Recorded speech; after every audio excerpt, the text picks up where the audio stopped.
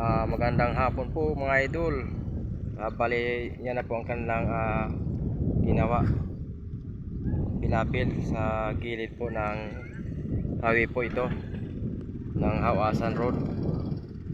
Yan po ang giting-giting po mga idol. Oh, ang ganda. At doon banda may hand tractor din po mga idol. Nakita ko po itong dalawa mag-ama itong mga idol. Ito yung ating model dito po na sa mga nakaraang video ko po ay model po ito ng sa Nyug. Ito po yung tinatawag kong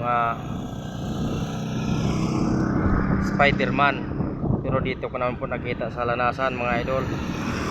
Time check nga pala, titingnan natin ang oras ay alas 2:21. Pero sa gitna ng init itong mga idol ay talagang ang hirap kumita ng pira. Sa halagang 400 pesos po ang bawat araw. Itong mag-ama ay ang sipag naman talaga mga idol. Oh. Yan oh.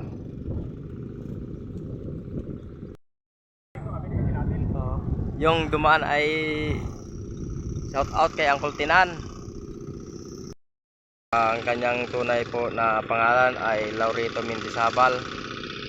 Siya po yung aking model po sa mag-aakyat ng puno ng nyug. Pero dito naman po sa salanasan mga idol. Oh. Makikita po natin yan. Oh, nagsimula na pong marami ng tubig kasi simula na po ang trabaho. Yan na po mga idol. Kaya sa ating manonood dyan, kung may mga tatay man po na mga kagaya ni Uncle ay pag-aralin nyo po ang inyong mga bata para sa sunod ko ay hindi man lang silang humawak ng putik kagaya ng aking mga magulang, kasi kami ganito pong aming hanap buhay. Kaya sa mga tatay natin dyan, atin tulungan ang ating mga anak para makapag-aral po. Gagawin natin po lahat. Pati bayan dito mga idol. Oh, yung araw o tirik na tirik. Oh. Yun. Yung may dumaan pang tricycle. Oh. Kuya ko nga pala yun. Kuya ko. Ito mga idol ang mga gawaing hindi naman siya masyado mabigat, pero ito ang kalaban mo dito ay init talaga, init at pagod na rin. Ganyan kami magsasaka mga idol. Yung dalawang mag-ama ay talagang maiispatan mo talaga dito sa daan. Oh. Kasi highway ito eh. Silipin ulit natin ang ganda ng giting-giting mga idol. Yun. Yan po mga idol. Oh, ang ganda ng giting-giting.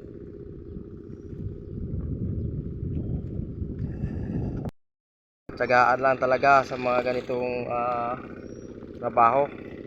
Ang bihira rin ito, hindi mo masabi na bukas may magpapatrabaho pa, kasi ang mga trabaho sa mga palayan ay hindi nagtatagal, mga isang linggo lang tapos na yan.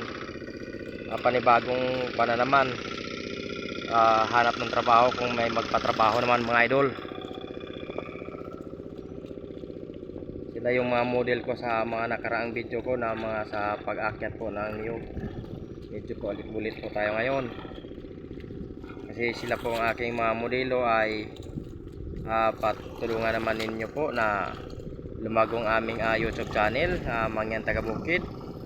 Para kung kumita man po ako ay para maamburan ko rin po sila, kasi sila po ang aking mga modelo. Kumbaga ay artista po sila mga idol. Ako lang ang tagakuha ng mga video para sa kanila. Maganda daw pag kinukuha ng video, kasi parang hindi na talaga ito naghinto mga idol. Wala nang pahingahan. Parang walang init daw. Nakaka-inspired. Sana kung makita nyo ang aming video ay pa-like and share man lang po. At subscribe na rin po sa aming YouTube channel, Mangyan Taga Bukid. Para kung mahit namin ang 1K ay ma-monetize na po tayo, pero talagang malayo pa po sa katotohanan mga idol.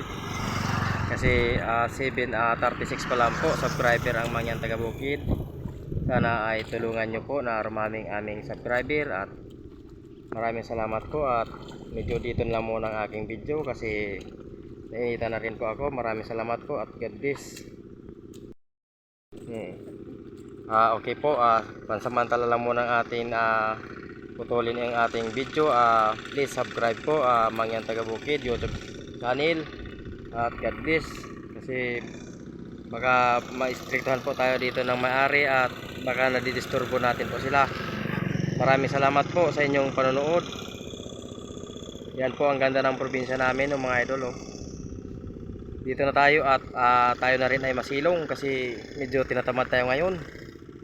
Kasi nadaanan lang po natin sina Uncle. Ay maraming salamat po sa inyong panonood. God bless. Ay, maabantin ako. Yan na po, nagtatrabaho pa talaga sila. Malayo pa pong merinda eh. Hindi ko naabutan ng merinda. Maraming salamat po sa panonood at God bless po.